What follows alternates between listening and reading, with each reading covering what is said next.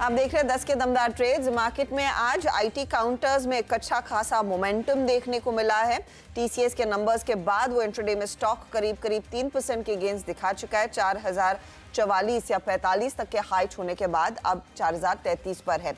Nifty IT में इस लिहाज से तेजी बनी है। और आप देखिएगा विप्रो 3% ऊपर, एलटीआई माइंट्री 2.25% के गेंस पर, इन्फोसिस का काउंटर जो करीब 2% ऊपर है, और एचसीएल टेक पर भी आपकी नजरें होनी चाहिए क्योंकि एचसीएल टेक आज शाम को नतीजे पेश करेगा। हालांकि एचसीएल टेक नंबर से पहले थोड़ा सा शांत है, खुला या मजबूत था, ऊपरी लेवल से कुछ टेपर ऑफ करता हुआ दिखाई दिया है।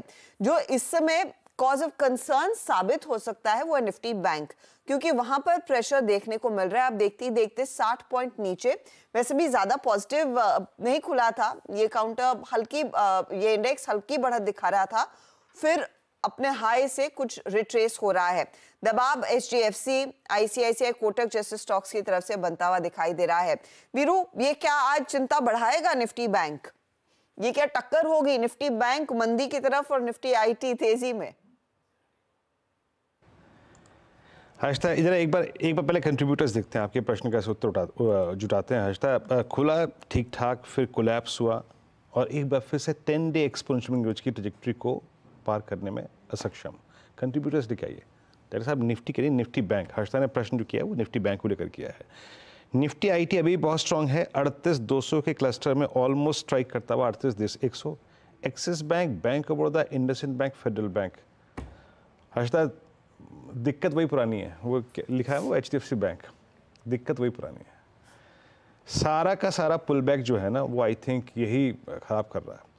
और मेरे ख्याल से क्लियर आई थिंक हर्षिता, चाहे वो अर्निंग्स के आधार पे, चाहे वो प्राइस के आधार पे, पैटर्न के आधार पे, it's completely I think this day belongs to Nifty IT. उससे ज़्यादा सोचने की ज़रूरत भी नहीं है। और निफ्टी आईटी, ये बैंक की ये परेशानी निफ्टी को वो 24,420-30 की ट्रैजेक्टरी पार करने दे रही है। मैं I think Harshita, HDFC bank से भिड़ना ना इस वक्त गलत है, बिल्कुल गलत है। इसे छोड़ दीजिए कुछ दिन के लिए, देखते हैं क्या करेगा। लेकिन ट्रेड सेटअप हर्षिता अभी उसी 500 पॉइंट का है। 52,065 बेस बैंक निफ्टी का और करीब 52,500 एग्जिट जोन। सुबह यही बात हुई थी। बट आई थिंक हर्षिता, मैं निफ्टी आईटी पे कंप्लीटली फोकस कीजिए। आज आपके पास सेक्टर ऑफ द डे यही है हर्षिता। ओके, तो sector of the day undoubtedly Nifty IT, और इसी की चर्चा हम ठीक 9 बजे प्री ओपन के आसपास भी कर रहे थे। चले, हमारे साथ हमारे जानकार अब जुड़ गए हैं। एक तो प्रशांत सावंत और शिल्पा रावत पिछले शो से कंटिन्यू कर रहे हैं, और नए मेहमान जो हैं वो है कोटक सिक्योरिटीज के अमोल अठवले और एसबीआई सिक्योरिटीज के सुदीप शाह। आप चारों का स्वागत है। सुदीप, बताइए, जिस तरह का माहौल इस मार्केट में बना है इस समय, अच्छा सुदीप हमारे साथ अभी तक जुड़े नहीं हैं। अमोल, आपसे मैं शुरुआत करती हूँ। इस समय 2 फ्रेश ट्रेड लेने होंगे तो वो कहाँ रहेंगे? हर्षदा जी नमस्ते। आई थिंक एक मैं मेटल सेक्टर में से पिक कर रहा था, अभी तक चला नहीं है। कॉन्ट्रा बेट है, ये वीक में जेएसडब्ल्यू स्टील काफी टूटा है, एक करेक्शन है, बट मीडियम टर्म टेक्सचर अगर हम देखते हैं तो वो अभी भी पॉजिटिव साइड पे है। तो मैं सपोर्ट लेवल पे बाय देख रहा था, तो जेएसडब्ल्यू स्टील मुझे अच्छा लग रहा है पोजिशनल पॉइंट ऑफ व्यू से। 927 के आसपास मैंने पिक किया था। पोजिशनली टारगेट मुझे निकल के आ रहे 980 के, और स्टॉप लॉस उसका रहेगा 907 का। और दूसरा मैं एक रेंज ब्रेकआउट के साथ जाना चाहूंगा, जो मुझे एक इंडिगो अच्छा लग रहा है, 4362 के आसपास मैंने पिक किया था। पोजिशनली टारगेट निकल के आ रहे 4575 के, और स्टॉप लॉस है उसका 4272। आई थिंक ये टेक्सचर बुलिश है, पॉजिटिव कंसोलिडेशन दिखा रहा है। अगर यही फॉर्मेशन शॉर्ट टर्म में कंटिन्यू रहता है तो आने वाले दिनों में इंडिगो में एक फ्रेश अप ट्रेंड देखने को मिल सकता है। चलिए, इस बीच हमारे साथ ये अमोल के 2 ट्रेड्स हो गए। हमारे साथ अब सुदीप शाह मौजूद हैं एसबीआई सिक्योरिटी से। सुदीप, क्या पिक कर रहे हैं आप? Good morning Veeru. वीरू, मुझे लग रहा है कि रेलवे स्टॉक में जो हिसाब से ट्रैक्शन है, तो मैं राइट्स के साथ जाना चाहूंगा कि एक अच्छे अप ट्रेंड में था स्टॉक। तकरीबन 600 से लेके 800 के आसपास स्टॉक 1.5-2 महीने में एक अच्छा मूव आया था। उसके बाद पिछले 3 दिन में स्टॉक ने थोड़ा हल्का सा करेक्शन, प्रॉफिट बुकिंग ऊपर से दिया था, और आज अपने 10 और 20 डेमा से वापस सपोर्ट लेके ऊपर जा रहा है। तो मुझे लग रहा है यहाँ पे राइट्स में एक अच्छा मौका बनेगा रिस्क रिवॉर्ड रेशियो के हिसाब से। तो 740 के स्टॉप लॉस है, 785 के टारगेट्स के लिए राइट्स में मेरी बाय रिकमेंडेशन रहेगी। और दूसरा स्टॉक जो मुझे पसंद आ रहा है वो है GMR एयरपोर्ट्स इंफ्रा। तो GMR में क्या हो रहा है कि पिछले 10-12 सेशन से स्टॉक 95 और 98 के बीच, 98-99 के बीच कंसोलिडेट कर रहा है। और पिछले सारे जो स्विंग हाइज है ना पिछले 6 महीने के, उसके ऊपर ये पूरा ट्रेजेक्टरी अभी ये ट्रेडिंग हो रही है स्टॉक में। मुझे लग रहा है एक अच्छा सा सेटअप यहाँ पे है, और 97 के स्टॉप लॉस से 104 के टारगेट के लिए GMR इंफ्रा में बाय कर सकते हैं। ओके, तो GMR इंफ्रा में एक अपॉर्चुनिटी और साथ ही साथ राइट्स में भी एक मौका इस समय बन रहा है। शिल्पा जी, आपका ट्रेड क्या रहेगा? 2 ताजे ट्रेड्स। जी, मेरा पहला यहाँ पे ट्रेड रहेगा, मुझे लगता है FMCG में वापस एक अच्छा खासा मोमेंटम है, तो यहाँ पे कोलपाल में रफली 4% के फ्रेश हुए एडिशन हुए हैं, लॉन्ग बिल्टअप है, स्टॉक ट्रेड कर अराउंड 3047 फ्यूचर्स में। तो यहाँ पे मुझे लगता है कि एक अच्छे लेवल पे है, एक ब्रेकआउट पे है, ये आपको 3080 से लेके 3100 के भी मूव दिखा सकता है। स्टॉप लॉस आप यहाँ पे 3010 का रखिए, but Colpal is a very good buy मुझे लगता है आज के लिए। मेरा दूसरा बाय यहाँ पे रहेगा बाटा डेफिनेटली अगेन FMCG का अच्छा खासा मोमेंटम दिखा रहा है। आप 1520 के स्टॉप लॉस से इसमें लॉन्ग जा सकते हैं for targets of 1585 to 1600। Okay, तो बाटा में भी एक मौका तेजी का इस समय बन रहा है, 1600 तक के लेवल्स आते हुए दिखाई दे सकते हैं। अब आते हैं प्रशांत पर। प्रशांत, बताइए आपका ट्रेड क्या रहेगा? तो हर्षा जी, मेरी भी फर्स्ट पिक कोलपाल थी, बट क्योंकि अभी जस्ट शिल्पा जी ने वो डिस्कस कर लिया है, मैं फर्स्ट पिक मेट्रोपोलिस के साथ जाऊंगा। करीबन 2070 पे ट्रेड कर रहा है। यहाँ पे स्टॉप लॉस रखेंगे 2025-2030 के बीच, और जो टारगेट होगा वो होगा 2140 का। ब्रेकआउट के ऑलमोस्ट रेंज पे, कगार पे, बाउंड्री पे मुझे लग रहा है ये ब्रेकआउट हो सकता है। और नेक्स्ट पिक मेरा होगा इन्फो एज नौकरी.com। यहाँ पे स्टॉप लॉस रखेंगे 6800 के जस्ट नीचे, टारगेट होगा 7050 का। ओके, तो मेट्रोपोलिस और इन्फो एज इनफैक्ट पिछले कार्यक्रम में भी कई दफ़ा रेकमेंड हो चुका है और उसी को फॉलो करना है। आज भी दिन भर 68-78 के लेवल्स पर इस समय ट्रेड करता हुआ, तो मानस ने दिया 4% ऊपर, और अब प्रशांत का भी कन्विक्शन इन्फो एज पर इस समय बढ़ता हुआ दिखाई दे रहा है। कुल मिलाकर तेजी की पोजीशंस की तरफ ही हमारे जानकार इस समय बायस रख रहे हैं। लेकिन यहाँ से आगे मार्केट की रणनीति क्या होगी, आज का एक्शन कैसे पड़ना चाहिए, एंड बड़े पैमाने पर अगर आप देखें बजट तक एंड बजट के बियॉन्ड क्या रणनीति होनी चाहिए, उस पर बातचीत करेंगे।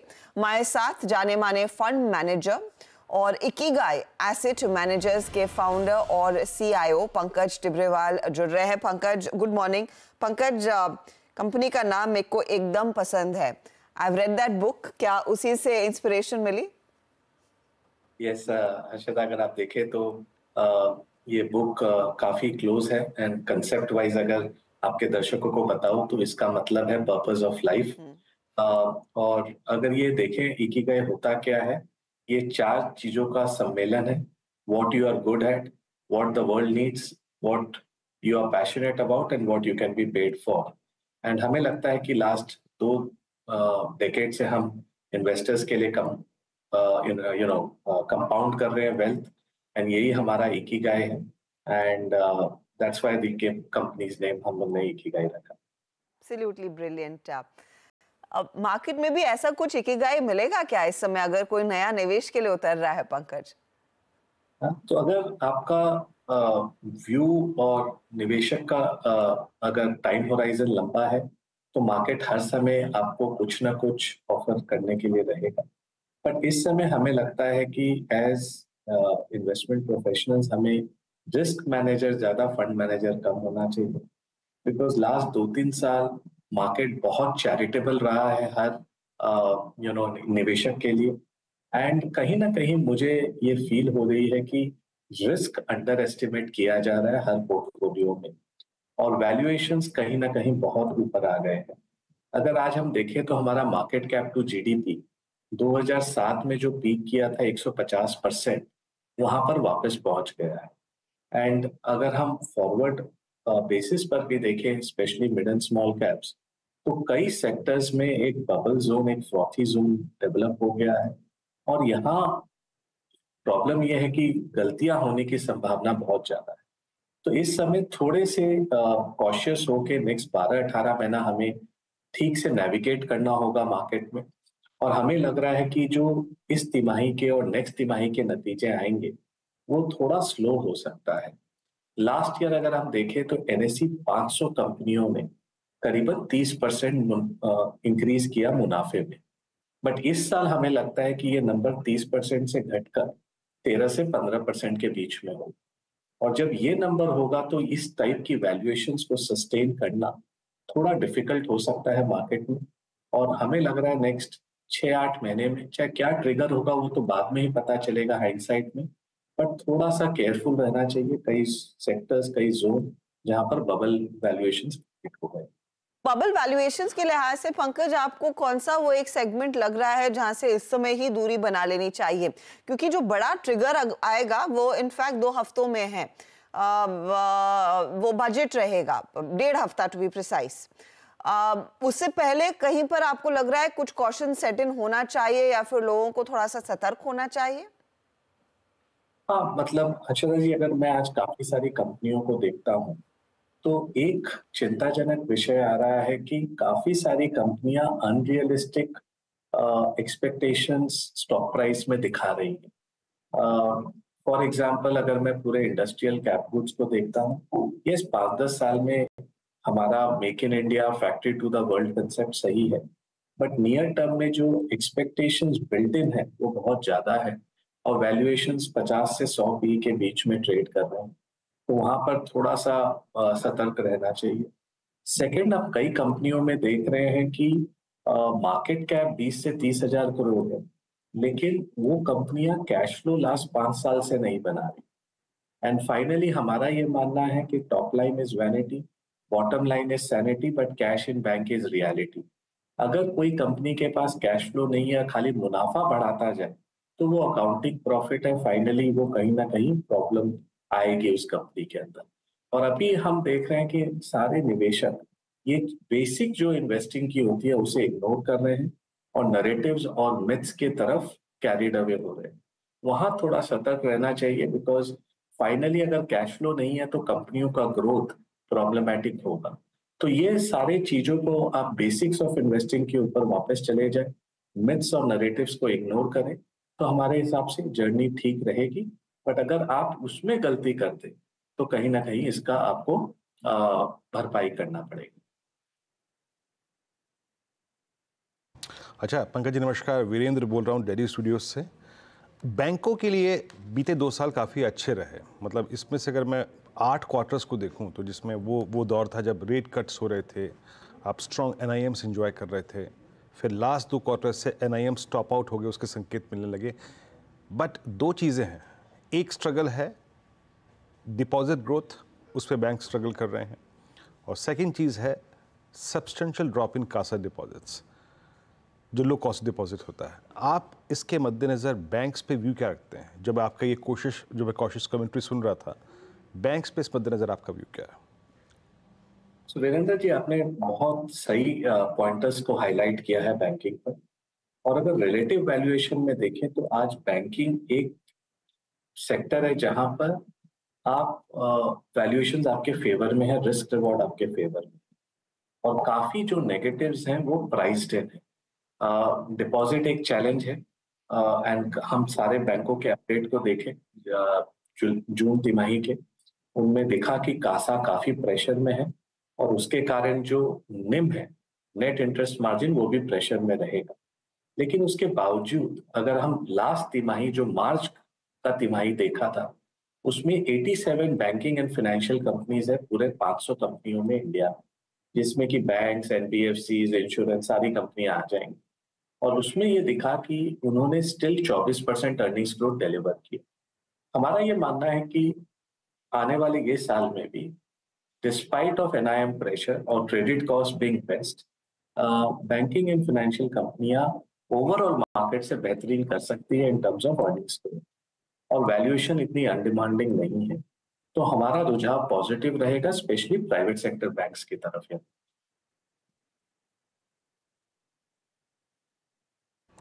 ओके, ये बैंक्स पे आपका व्यू है। अच्छा पंकज जी, साथ ही साथ थोड़ा सा बैंक्स के साथ साथ अब NBFCs की तरफ अपना जो हम इस बातचीत को लेकर चलते हैं।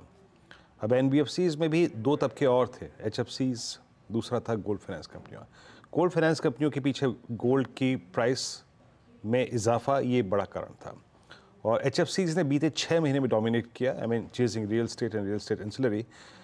आपका व्यू इन दो स्पेस में उन लोगों के लिए जो अच्छा पैसा बना के बैठे हैं, क्या अभी भी यहाँ पर अपसाइड बाकी है या फिर एक रीजनेबल प्राइस है प्रॉफिट्स को कैश में कन्वर्ट करने के लिए?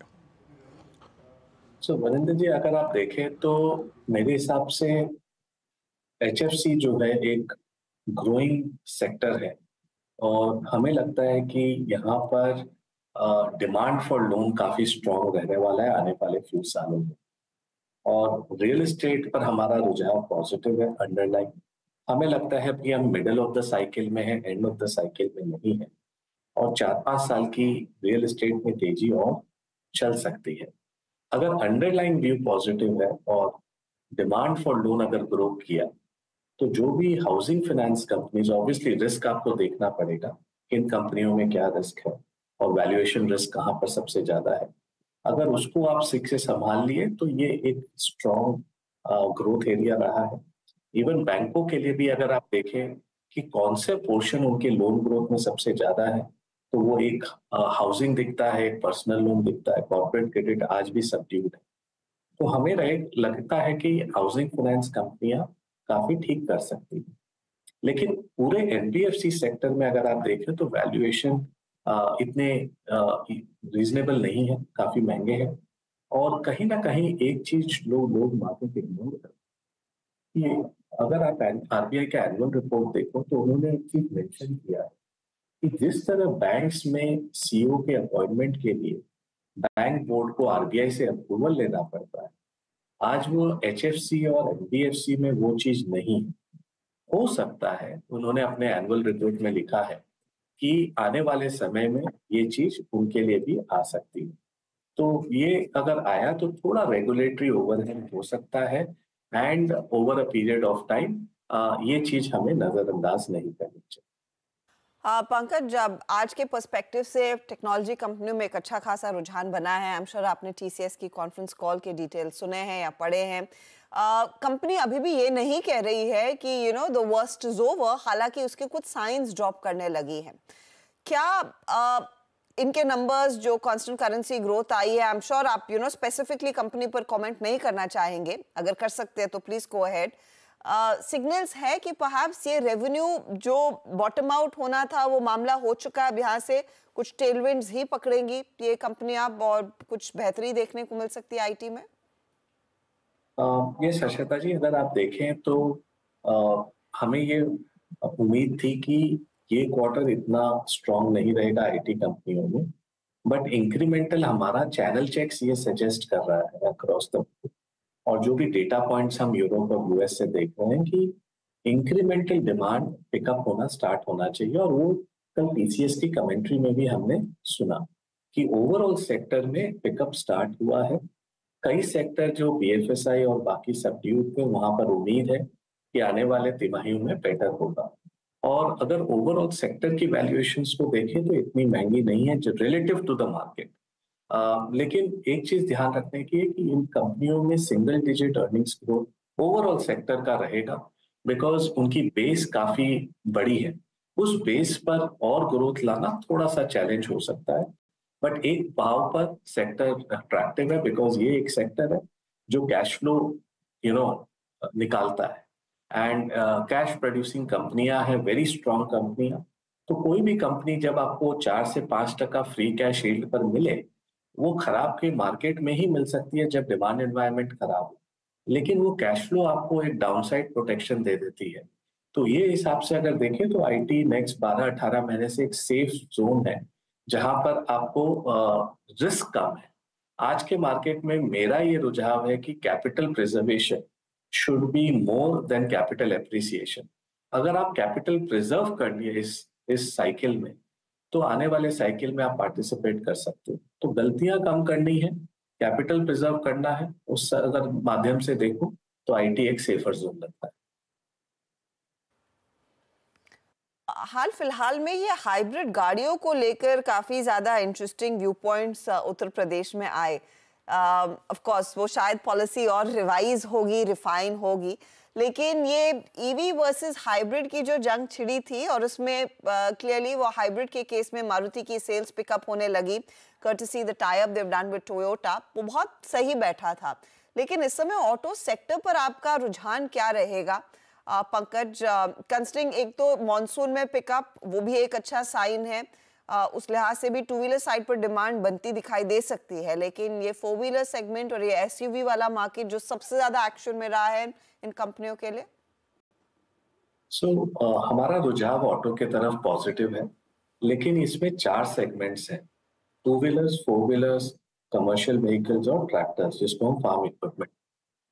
हमें लगता है इस साल फार्म इक्विपमेंट और टू व्हीलर्स थोड़ा बेटर कर सकते हैं, क्योंकि हमें रूरल में थोड़ा अपटिक दिख रहा है। लेकिन हमारा चैनल चेक्स ये सजेस्ट कर रहा है कि इन्वेंट्री लेवल पैसेंजर व्हीकल में थोड़ा ज्यादा है एट द डीलर साइड, और डिस्काउंट स्टार्ट हो गए across the models, across manufacturing. तो ये थोड़ा सा चिंता का विषय है कि ऑटोज में आफ्टर 2-3-4 साल बाद अक्रॉस द बोर्ड डिस्काउंट्स है और इन्वेंट्री लेवल्स ऊपर है, तो इसे हमें वेरी क्लोजली वॉच करना होगा। कमर्शियल व्हीकल्स में ये फीडबैक आ रही है कि थोड़ा डिमांड वीक है और हो सकता है कि इस साल फ्लैटिश टू मार्जिनल डिक्लाइन हमें commercial vehicles, heavy commercial vehicles में दिखना पड़े। या तो हमारा ये मानना है कि ऑटो ओईएम से बेटर है कि आप ऑटो एंसिलरी से आप उसे प्ले करें, क्योंकि ऑटो एंसिलरी के पास आपको डाइवर्सिफाइड अप्रोच रहता है, उनके पास कमर्शियल व्हीकल्स भी है, पैसेंजर भी है, टू व्हीलर्स भी है, कई में ट्रैक्टर्स भी है, और कई सारी ऑटो एंड कंपनी इंडिया में अब ऑटो के अलावा इंडस्ट्रियल सेक्टर को भी केटर कर रही है। उनका जो पूरा टेक्सचर है कंपनी का, वो भी चेंज हो रहा है आने वाले सालों में। कई कंपनियां डिफेंस, एरोस्पेस की तरफ भी जा रही हैं और उनकी कैपेबिलिटी है उस तरफ। तो मोर देन ऑटो एएम हमारा पोर्टफोलियो में रुझाव रहेगा कि आप ऑटो एंसिलरीज जो सारी सेगमेंट्स को केटर करती है उन पर ध्यान दें, और वैल्यूएशन वहां भी रीजनेबल है, कोई आउट ऑफ बैक नहीं है। अच्छा पंकज जी, एक और तबका मतलब स्पेस, मैं इसको नॉट एग्जैक्टली फार्मा, इसे हेल्थ केयर कॉल करूँगा। Post Covid specially I think 2-3 चीज़ें हुई। एक, हालांकि उस टाइम तो कोविड रेवेन्यूज़ थे और जो कोविड जिन कंपनियों का कोविड मेडिसिन पोर्टफोलियो था वो अच्छी कर रही थी, बट उसके बाद फार्मा में अंडर परफॉर्मेंस थी। बट इस पूरे 3-4 साल में हॉस्पिटल स्टॉक्स ने बहुत मूव दिया। मेरे ख्याल से सारे hospital stocks all time high पे हैं। डायग्नोस्टिक में प्राइस वॉर थी, लेकिन अब थोड़ी सेटल हुई है, प्राइसेस विजिबल हैं कि इंक्रीज हो रहे हैं, स्टॉक्स पे इम्पैक्ट भी है, और इंक्लूडिंग फार्मा। इन 3 स्पेस पे विद इन अ बास्केट आपका व्यू क्या इस वक्त? वीरेंद्र जी, अगर आप देखें तो हमारा फार्मा और हेल्थ केयर के तरफ रुझाव पॉजिटिव है। पहले फार्मा को लेते हैं। तो ऑब्वियसली डोमेस्टिक मार्केट काफी अच्छा कर रहा है, और मंथ ऑन मंथ जो डेटा आपको दिखता है AICD का और बाकी एजेंसियों, वो ये पॉइंट कर रहा है कि डोमेस्टिक डिमांड जो फार्मा की है वो हाई सिंगल डिजिट से ग्रो कर रही है, एंड कई कंपनियां उसको बीट कर रही हैं। सो डोमेस्टिक एक कैश काउ है, और कई सारी कंपनियां डोमेस्टिक मार्केट में अच्छा काम कर रही हैं। अब अगर हम यूएस देखते हैं, जो 4-5 साल से काफी तकलीफ में था और वहाँ प्राइस इरोजन काफी स्ट्रांग थी, वहां पर इंक्रीमेंटल इंप्रूवमेंट स्टार्ट हो गया। लास्ट ईयर इसी समय करीबन 8 से 10% का प्राइस इरोजन हम जेनरिक ड्रग्स में देख रहे थे, वो अभी घट के 4 से 5% हो गया, और जितने छोटे प्लेयर थे जो 5-6 साल में एंटर किए थे, उन्होंने वो स्पेस को वकेट करना चालू कर दिया। तो अगर हम यूएस साइड से देखें तो पॉजिटिव सरप्राइजेस आ सकती हैं, और डोमेस्टिक स्टेडी है जो ग्रो कर रहा है। तो यहाँ पर अर्निंग्स ग्रोथ की संभावना जो लास्ट 4-5 साल से सबड्यूड थी, और हमने लास्ट 12 महीने में भी देखा वो अर्निंग पॉजिटिव सरप्राइज आई, और हमारा मानना है कि 12-18 महीने में भी यहाँ पर स्टेडी ग्रोथ आपको दिखना चाहिए, और वैल्यूएशंस अपने फेवर में है, कोई आउट ऑफ बैक। दैट्स एक साइड। सेकंड, हम आते हैं हॉस्पिटल्स में। इस सेक्टर में निवेश करने के लिए आपको थोड़ा लॉन्गर टर्म होराइजन रखना होगा, बिकॉज इंडिया में पेनिट्रेशन आज भी हॉस्पिटल्स पर बेड अगर देखें तो one of the lowest in the world, और ये ग्रोथ सेक्टर है। बट नियर टर्म में सारी कंपनियां हॉस्पिटल स्पेस में काफी सारा कैपिटल एडिशन कर रही हैं, चाहे वो ब्राउन फील्ड हो या ग्रीन फील्ड, और हमें लगता है कि नेक्स्ट 3 से 4 साल में जो आज की एग्जिस्टिंग कैपेसिटी है उसमें करीबन 70% से बढ़ोतरी होगी। मतलब इंक्रीमेंटल नया कैपेसिटी 70% और ऐड होगा जो आज की कैपेसिटी। सो एक नियर टर्म में थोड़ा सा प्राइसिंग प्रेशर और यूटिलाइजेशन प्रेशर आ सकता है, बट अगर इस सेक्टर को आप लंबे समय तक देखो तो इस सेक्टर में काफी पोटेंशियल है because of the under penetration of the health care side. तो हमारा मानना है कि अगर इसको रखना भी है तो उन कंपनियों के साथ रहना है जहाँ कैपिटल एलोकेशन अच्छी है, वो अच्छे ज्योग्राफीज में जाके अपना नया हॉस्पिटल्स या सेंटर्स खोलना है और कैपिटल एलोकेशन पर फोकस है। बिकॉज ये चीज में आपको अपफ्रंट इन्वेस्ट करना है, लेकिन जो आपकी रेवेन्यू है over a period of time जब हॉस्पिटल चल पड़ता है तब आपको उसकी बेनिफिट दिखती है। तो ये सेक्टर को हम थोड़ा सा, आज वैल्यूएशन महंगा है, थोड़ा सा केयरफुली देखेंगे, लेकिन इसे अगर लंबे समय तक रखना है तो ये एक सेक्टर अच्छा लगता है। So overall health care space में अगर हम देखें, सम अप करें तो हमारा रुझान पॉजिटिव। बहुत बहुत शुक्रिया पंकज हमारे लिए समय निकालने के लिए, and have a great weekend. Thank you Arshada. चलिए मार्केट पर एक बार फिर लौटते हैं और एक ट्रेड आपकी स्क्रीन पर रखना चाहते हैं, वो है दरअसल एवेन्यू सुपरमार्ट। जब हम पंकज से बातचीत कर रहे थे, स्टॉक में एक अच्छा खासा मोमेंटम आता हुआ दिखाई दिया, करीब 1.1% के गेन्स बनते दिखाई दे रहे हैं, मोमेंटम में है। अमूल कल नंबर्स आएंगे, उससे पहले कुछ चाल इसकी बेहतर होने लगी है, क्या खरीदना चाहिए स्टॉक?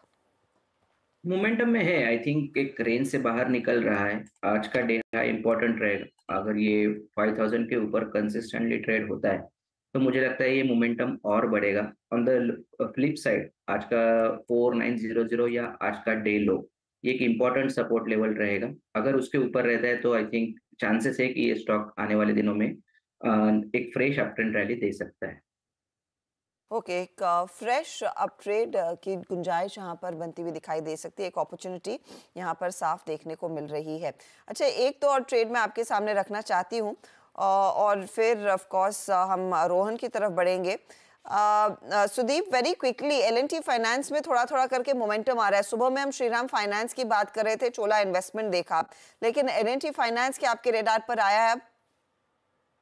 हर्षदा जी, L&T फाइनेंस को यदि हम देखें ना तो एक अच्छा मूव जून में आ चुका था। 190 तक जाने के बाद स्टॉक ने थोड़ा करेक्शन दिया, थोड़ा प्रॉफिट बुकिंग आया, लेकिन ये 10 और 20 दिन का जो मूविंग एवरेज का जो कॉन्फ्लुएंस स्टॉक अभी यहीं पे ट्रेड कर रहा है। मुझे लग रहा है एक ओवरऑल अपट्रेंड में ये एक रिवर्सल यहाँ पे आ रहा है। यहाँ जो रिटेस्ट करना था सपोर्ट जोन, और जब तक ये 179 180 ये जोन होल्ड करेगा तब तक चांस है कि ये 190 194 तक वापस चले जाए। तो अगर किसको भी मतलब किनको बाय करना है तो this is the best place की सबसे बेहतर रिस्क रिवॉर्ड रेशियो यहीं पे बनेगा। तो 180 या 179 के स्टॉप लॉस के साथ यहाँ पे लॉन्ग कर सकते हो। एक मौका मिल रहा है यहाँ पर तेजी की पोजीशन लेने का। 180 का स्टॉप लॉस जरूर लगाइएगा इस ट्रेड में। चलिए, लेकिन आज मारुति का स्टॉक फिर से थोड़ी सी नरमी दिखा रहा है, यहाँ पर कुछ कुछ मुनाफा वसूली जोर पकड़ती हुई दिखाई दी है। 1.5% का नुकसान, और नुकसान की वजह यह है कि यूपी में सभी हाइब्रिड गाड़ियों को रोड टैक्स में छूट नहीं मिलने वाली है। महंगी हाइब्रिड गाड़ियां छूट के दायरे से बाहर रहेंगी, और महंगी यानी कि 20 लाख के ऊपर की। सूत्र हमें कह रहे हैं कि यूपी सरकार जल्द इस पर आगे और सफाई जारी कर सकती है। ज्यादा डिटेल्स और रोहन से समझ लेते हैं। आने वाले कुछ दिनों में एक क्लैरिफिकेशन आ सकता है यूपी गवर्नमेंट की तरफ से। जो पॉलिसी है वो तो एज इट इज़ रहेगी, लेकिन उसके लिए एक प्राइस लिमिट सेट की जा सकती है। लगभग जो अनुमान लगाया जा रहा है, लगभग 20 लाख तक की जो हाइब्रिड गाड़ियां हैं वहां तक तो रोड टैक्स की छूट मिलेगी, लेकिन ऐसा नहीं होगा कि बहुत जो महंगी गाड़ियां हैं 40 लाख 50 लाख जो टॉप वेरिएंट्स हैं उसमें शायद इनको बाहर किया जाएगा। हालांकि इसमें एक फाइनल डिसीजन लेना बाकी है, लेकिन जो यूपी गवर्नमेंट के जो सूत्र हैं उनका कहना है कि वो एक सर्टेन लिमिट तक ही ये एग्जाम्पशन देना चाहते हैं और एक सर्टेन टाइम फ्रेम तक ही ये देना चाहते हैं, और इसको लेकर बहुत जल्दी एक क्लैरिफिकेशन तैयार हो रहा है। इसमें बता दें कि कल एक बहुत ही महत्वपूर्ण बैठक हुई थी जिसमें यूपी सरकार के जो तमाम आला अधिकारी हैं वो तो थे ही, साथ ही मारुति, टाटा मोटर्स, महिंद्रा, होंडा, इस तरह के जो तमाम कंपनियां हैं उनके रिप्रेजेंटेटिव थे, और एक पूरा डिवाइडेड हाउस था। ऑटो कंपनियां एक मत नहीं थी इसमें। मारुति और टोयोटा तो बिल्कुल एक इसके पूरे फेवर में थी कि एक तरह का रूल होना चाहिए, सभी गाड़ियों पर एग्जाम्पशन मिलना चाहिए, लेकिन कुछ जो टाटा मोटर्स और बाकी कंपनियां हैं उनकी तरफ से ऑब्जेक्शन किया गया कि अगर इतना आप दे देंगे तो फिर शायद आपके पास बहुत समय तक सस्टेन करने के लिए नहीं रहेगा और जो बाकी जो प्योर ईवी का मिशन है वो प्रभावित होगा। तो उसके बाद काफ़ी डेलिब्रेशन हुए, डिस्कशन हुए, तो एक आने वाले दिनों में एक क्लैरिफिकेशन आ सकता है, एक प्राइस लिमिट सेट की जा सकती है लगभग 20 लाख तक की। लेकिन जब तक ये क्लैरिफिकेशन नहीं आता है तब तक ये पॉलिसी एज इट इज रहेगी, तब तक फायदा उठाया जा सकता है। अगले कुछ दिनों में हम उम्मीद करते हैं कि एक लिमिट तय कर दी जाएगी यूपी गवर्नमेंट की तरफ से। शुक्रिया रोहन आपका। तो as of now I think जैसे कि कह रहे थे कि रोहन उस बैठक में बटी हुई थी कंपनी और बटना लाजमी भी है। आई थिंक सब अपने हित के बारे में सोचते हैं, but as of now I think M&M थोड़ी सी रिकवरी मोड में है। और मारुति को लेकर आइए, मारुति एग्जैक्टली क्या कर रहा है इसकी ट्रैजेक्टरी को देखना चाहेंगे। मारुति आपके स्क्रीन पे 12,579 फिर रिड्यूस होके फिर सेटबैक हल्का सा अगर आप देखें इसके लिए और करीब 12,580 के जोन में। मीनवाइल अगर निफ्टी बैंक को अगर आप देखें तो इट्स आई थिंक 52,311 और एक माइलेज, एक आई थिंक स्कोप जो डाउनसाइड को प्रोटेक्ट करने का क्रिएट कर रहा है कोई काउंटर, वो है एक्सिस बैंक। एक बार एक्सिस बैंक लेके आइएगा। एक्सिस बैंक आपकी स्क्रीन पे ऑलमोस्ट डे हाई की ट्रैजेक्टरी में, इट्स 1322, शानदार मूव यहाँ पर। तो बचाता हुआ निफ्टी बैंक और axis bank, but star of the day it's I think Nifty IT 38,105। चलते हैं नीरज जी के पास और बाजार की आई थिंक ये वॉल्टिलिटी, लेकिन निफ्टी IT का डिसाइसिव मूव हैंड ओवर कर देते हैं नीरज जी को। नीरज जी प्रणाम। और ये आपके स्क्रीन पर निफ्टी IT शानदार मूव। बिल्कुल, आज IT शेयर्स के ही दम पर मार्केट में इतनी बढ़िया तेज़ी है और ये तेज़ी मुझे लगता है कंटिन्यू रहेगी, क्योंकि सेकंड हाफ में आपके जो फेवरेट है ना रेलवे और डिफेंस वाले आ जाएंगे। आजकल उन्हीं का मौसम चल रहा है, वो मैदान छोड़ नहीं रहे वो मैदान छोड़ रहे, रिजल्ट आने हैं इस उम्मीद में रेड़ा चल रहा है। तो खैर देखते हैं दिन कैसा गुजरता है, आखिरी दिन हफ्ते का कारोबारी। शुरुआत करते हैं लेकिन हेडलाइंस के साथ।